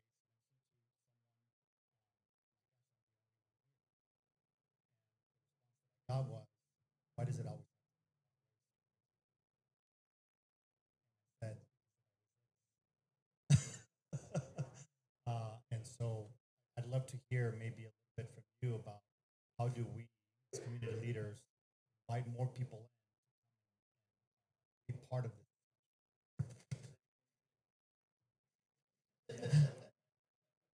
Do you want to go first? I do, because I want to talk about the first part of what you said. You talked about being a member of the Key community.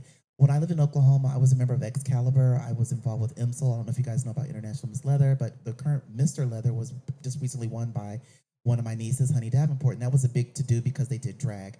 What do I want to reveal? What do I want to reveal? So I am currently on FetLife. I don't know if you know what that is. I'm very involved in the Key community privately because of who I am, my drag persona publicly. But I've not been accepted in the Key community here in Phoenix because I'm a drag person, or because people see me as transgender and won't allow me to be the God-given top that I was born to be. So I think we have to allow people, what part of the acceptance is to be who they are and accept that for what it is and not the role we want to place them in. Because in your world, your story that you're living is your movie about your life. And in my world, my role that I'm living is a movie about my life. I didn't cast you to play the villain in yours. You shouldn't cast me to play the villain in yours. Does that make sense? I think sometimes just allowing people to simply exist as they are and not how you would want them to be is the greater part of it. The other thing that because of my experience, in fact, this beautiful person that's sitting next to me helped me to get into the community, but I was not. I was invited, but I wasn't included. And so You were fetishized, right? I know.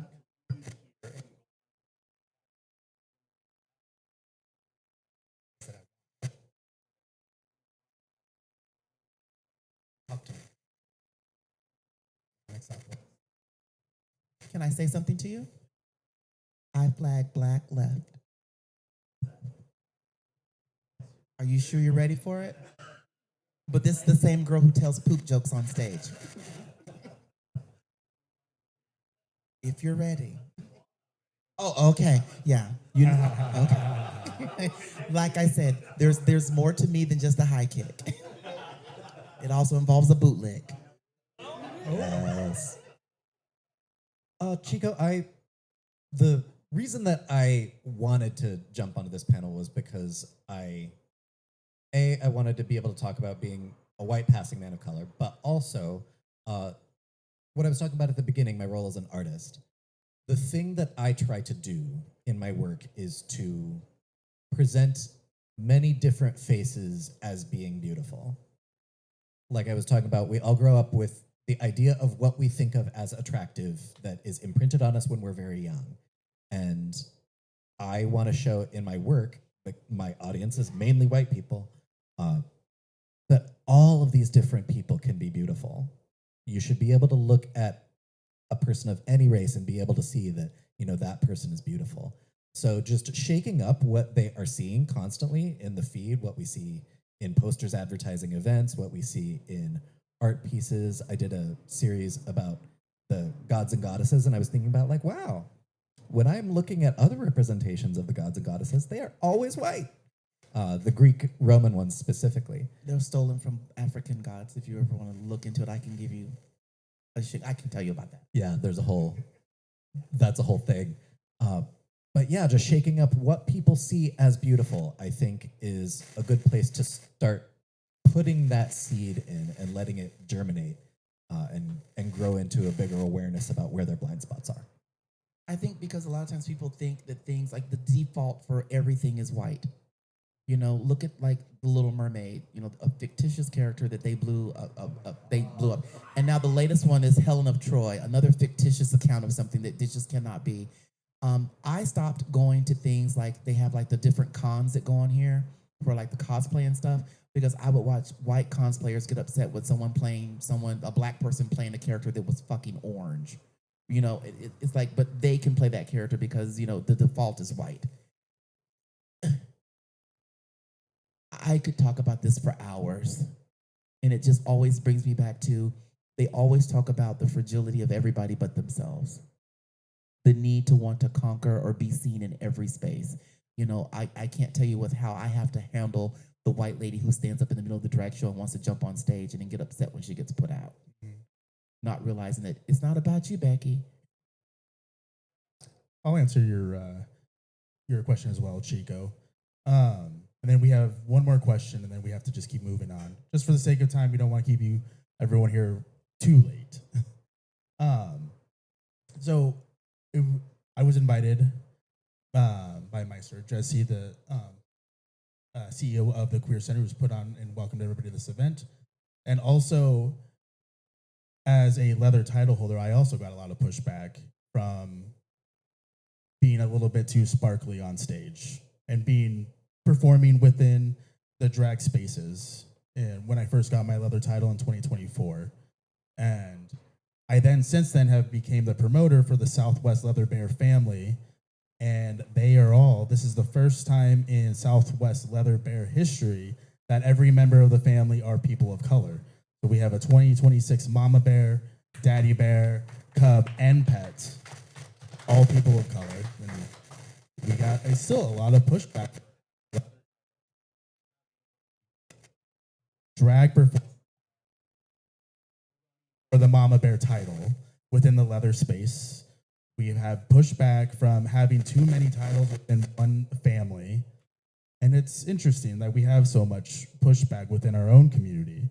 And that's why I was very excited to be part of this as well, to help push that there is a vast diversity within each one of our, we'll say, segregated spaces that need to be more inclusive and more open and just willing to learn all different types of things that are out there. And that's why I was super excited to be part of this as well as the mediator.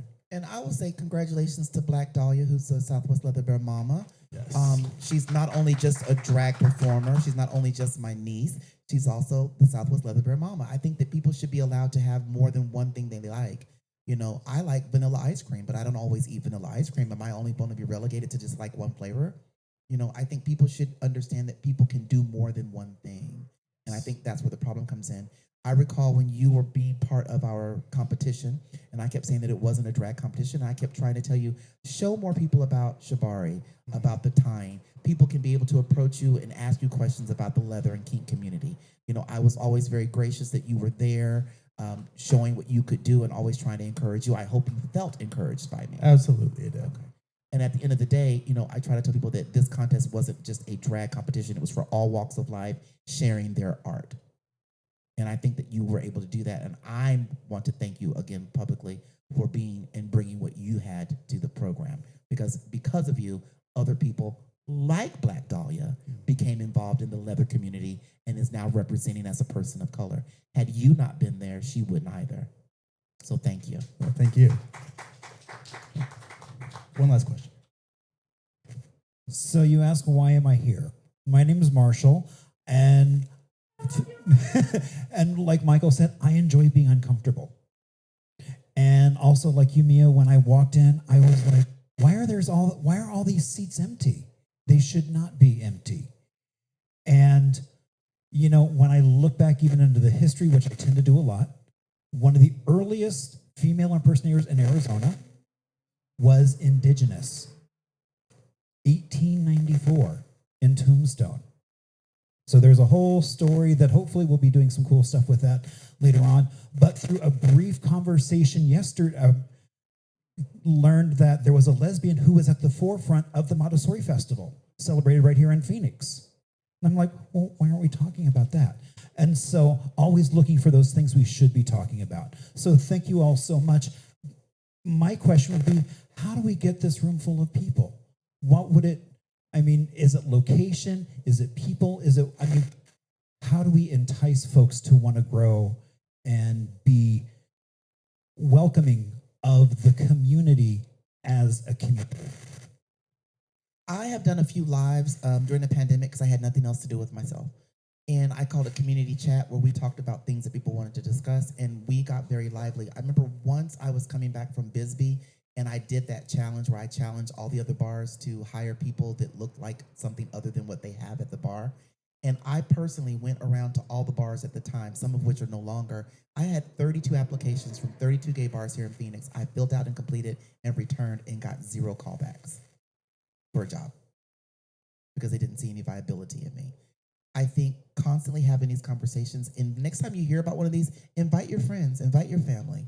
There are probably people who have a hive mind and think somewhat similar to you. But like I said earlier, when I asked my question, we all know someone who we know is a little off, who could be a little racist at times, but that's just David. You know what I'm saying?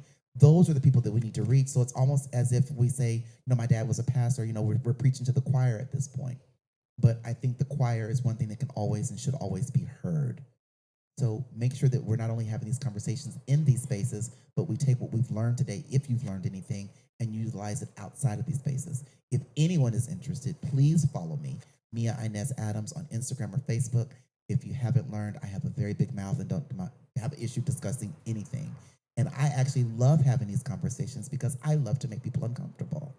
Because in that uncomfortability, you can become one of two things. One thing that I do when I do my diversity training for different companies is when we talk about biases, I say, well, today we're going to make one of two things. We're either going to make diamonds or we're going to make pearls. A diamond is made when you apply pressure. A pearl is made when there's something that's an irritant. So if the things I'm talking about are irritation to you, you can be a pearl. If the things that I'm saying to you give you pressure to make change, then you could be a diamond. And if you want to use biblical reference to me, please understand, we throw pearls to the swine. That's from my background from my daddy being a pastor. I'm a PK. For those white people, that means the preacher's kid. In a practical sense, I think looking at a roster of who are the bar owners in the city, who are the people that operate places that we as queer people gather or people are seen, and extend a personal invitation to each of those people, either to show up themselves or have a representative. And then look at like the different organizations. So like Alex, you were talking about the different sports leagues, the leather clubs, the choir. I mean, Ripple hosts half the clubs in Phoenix. But ask people that are on those boards, like, hey, we're doing this. You should send somebody. So sending those personalized invitations out, I think, at least makes the conversation known. And then just look at how it's marketed. I think inviting your friends and family is absolutely a good step as well. But I think in giving those invitations, you're giving those invitations to people who don't see a problem because it works for them. Their bars are filled with people who look like them, so they don't see an issue. So therefore, this is a moot point for them to discuss. They care more about the majority than the minority, unfortunately. Am I wrong in that assumption? But inviting them could, you know, possibly. I don't think you're wrong, but I think inviting them is it's what you're going to do is give them an invite. Do I think they're going to show? No, because they don't see an issue. Constantly, and I'll call Charlie's out again. You know, with the whole thing about charging women and trans women to get in the bar, they don't see that as an issue. They say we charge women to get in. It's no different than when they have women's night at straight clubs and they charge men to get in. I say I think it is a difference because those women aren't trying to pick up these men. So there is a difference. You know what I'm saying?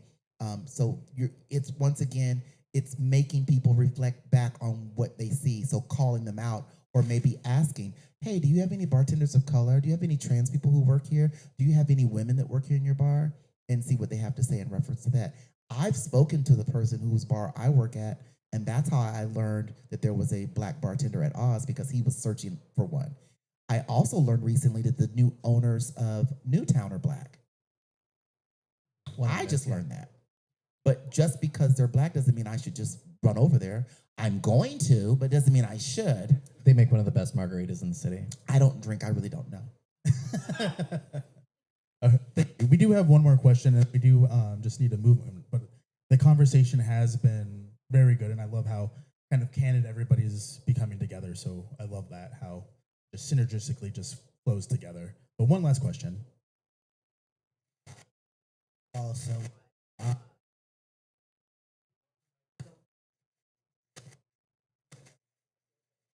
okay. This isn't a question. This is more of just a question that you had of why today. I'm here to when Chico had mentioned his story of me inviting him, that was a learning lesson for me. Being invited but not being included. I'm like, oh, we've got some work to do. Because one of our in the club, one of our sayings is all are included, no matter what. And into things, and we're not up to that. And I'm like, okay, so we've got a job to do. Thank you. Exactly. And then kind of based on what the kind of consensus is how do we fill this room? How do we keep organizing and educating people? Thankfully, you do have gay PH. Oh, there we go. I'm hitting something. There's some kind of alien wall. But they are streaming this live on Facebook, and it is going to be shareable. So follow Gay PHX on Facebook, Instagram, and then follow their podcast. And you can also share it to your feed. So it gets to all of your connections, your people, and we can keep blasting this around to help educate and show that there is an issue. And there are people in our community who do want to make a change and make a difference in it. And I would say just persistence. I mean, I don't know what it took to put this together, but a monthly community chat might be something you might want to look into. Have various people come up here and share their experiences. I think just being persistent with it, because the racism is persistent. So why shouldn't the battle against it be the same? You know, in order to battle something, you have to go up against it weaponized in the same way. Thank you. So to the panel, we have one last question, and then we'll have some closing statements here. But what gives you hope within changing things in our community? Youth. That's why I like to work with the children, because they are developing who they are becoming. And if you get them early, you can stop them from having bigoted thought process. A lot of the youth come from homes that are often broken, where their parents don't agree with their sexuality. They may deal with different things along as far as racism is concerned, and they come to a place where they can have acceptance because they want to be accepted. So I always like to reach out and deal with the youth, because I think, you know, the children are our future. If we teach them well, but Be afraid. yeah, but I think just dealing with the youth, sometimes, you know, I'm not saying older people can't change. We're just a little bit less likely to do so. But I think when you deal with the youth, you can kind of get them when they're young and get them to understand the multitudes of different expressions that exist within our community, and that there's no one way or right way, listen to me, or white way to be gay. Does that make sense? Okay. Believe it or not, the internet is so like rife with problems, but also it is rife with solutions. It allows queer people in small little places to be able to see that other people like them exist. So it allows us to be visible to one another, to share our ideas, to stream conversations like this so that we can share it out with all of these other people. So the availability of the technology, I think, puts us in a really unique position in history. And we just have to be persistent about using it for the right purposes. For me, it is constantly talking. Running for office is one of the hardest things that I've ever done, and it pushes me to constantly be uncomfortable. Which I talking about earlier. but it puts me in front of people that I have to constantly, no matter of party affiliation, whether they support me or not. I have to have conversations with strangers at doors I knock. I've knocked on thousands now, but every morning, and it is some of the conversations that give me that I am unabashedly myself. I have my little fanny pack crossbody, and it has my pride flag, pronouns on it, and I don't hide that. And people either accept me or not. At the door, conversation that starts. That I start with them. Ask why I stand out from the candidates, and I tell them I'm a Native man, LGBT, gay man. I let myself show, honest. More often than not, people surprise me. Embrace that. I do want to say this as well. I think if we faced one thing, that we would have a greater change, and that one thing that we need to face is simply fear. I think sometimes just the unknown is what we're unwilling to look into or delve into. And it's those fears that keep us separated. It's those fears that keep perpetuating misogyny. It's those fears that keep perpetuating racism because we don't know about other groups of people. So if we face the fear of what's unknown to us, I think it'll make life a lot easier for all of us. Thank you. With that, quick closing statement. Just so again, progress doesn't change. It doesn't with one that we just had one conversation today. It happens because we continue the conversation and turn it into action. Our community is stronger when every person is seen, heard, respected, and empowered. So thank you, panel. Thank you, audience. I do want to also thank Ripple for hosting this event. I want to thank the Queer Center for organizing everything. We do have an ask for you as well. Before you leave, we have a board with different colored hearts on it. If you could grab a heart and write what you want to see change in the community. So that way, again, we can reflect it and keep building on to panels like this and have more meetings and discussions. It helps keep, again, we're all, representatives of larger organizations and other groups, but really we are all here to help and support the community, which is all of you. We can't do that without your words and your opinions. So please stop by the board. And then also, panel, if you can just introduce yourselves one more time, who you are, and